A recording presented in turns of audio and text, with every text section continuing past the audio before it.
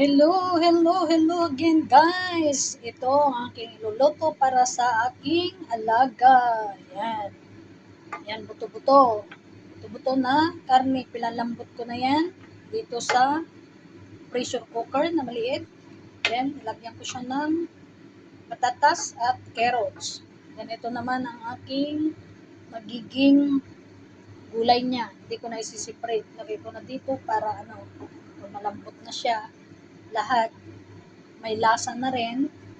Ito, nilagyan ko siya nung pinapalambot ko siya, nilagyan ko siya ng tanglad, nilagyan ko siya ng bawang, sibuyas.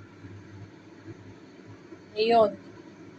Tapos, pinalambot ko siya para makakain na yung aking alaga maya-maya.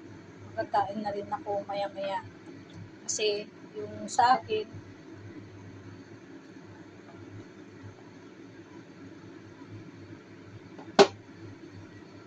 para so gawin yung ganito guys, masustansya na, healthy pa ang inyong mga katawan kasi may gulay, diba? Yan, nilagyan ko siya ng toyo, light toyo, saka oyster sauce. Yan o, mayroon siyang konting sabaw. Ayan, kasi yung ibang sabaw, tinanggal ko. So, yan, anuin natin siya ng 5 minutes. Para kakain na yung ating alaga. Luto na rin yung kanin.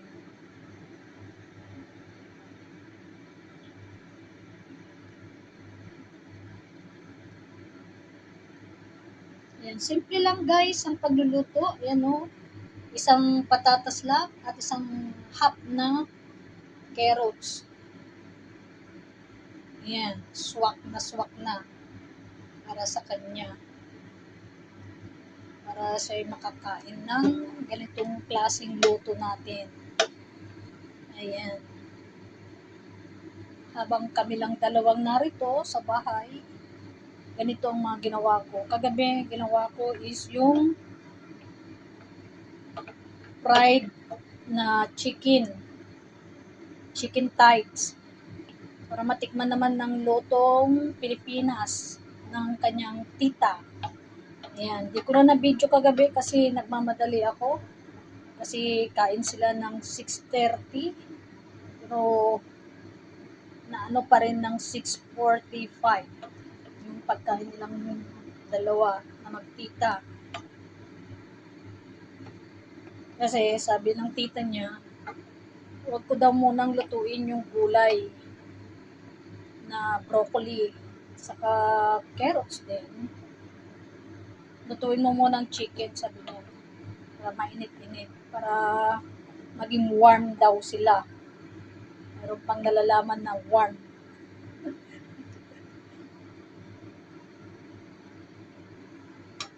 Mainit naman lahat. So, ganyan guys ang gagawin ninyo. Sobrang sarap. Yummy na siya. Kasi siyempre, nagpapaano yung oyster sauce din dito. So, ayan.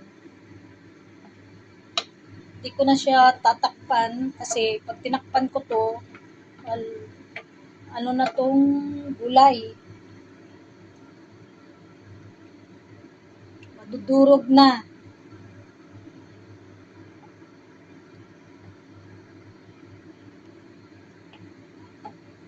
So, ayan. At least meron siyang konting sabaw. Sasanin ko na lang nung apoy kasi masyadong mahina. Lakasan ko lang siya ng medium. Ayan.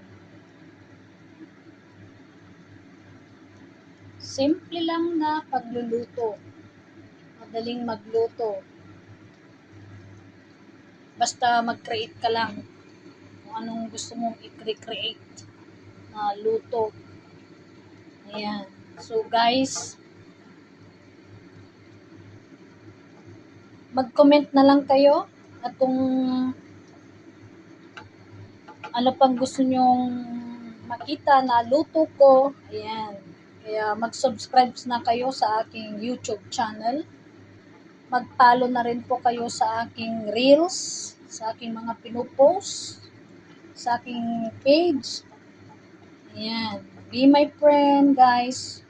At sabihin nyo kung saan kayong bansa, kung saan kayo naroon para ma-shoutout ko kayo lahat sa next video ko.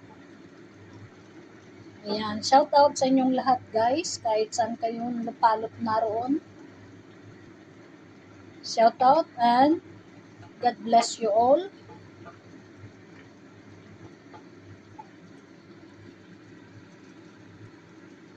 Ayan, tingnan nyo. Bilis, di ba?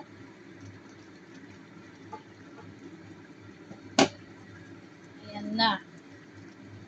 Kakainin ko na yung aking alaga kasi alas 7 na. Alas 7 pasado na. Early dinner. Kasi dumating naman siya ng maaga ngayon eh. Kala ko pag Thursday, darating siya ng 7:10, 7:20, ganon. Ngayon maaga na daw, sabi niya. Binago na daw ng kanyang teacher.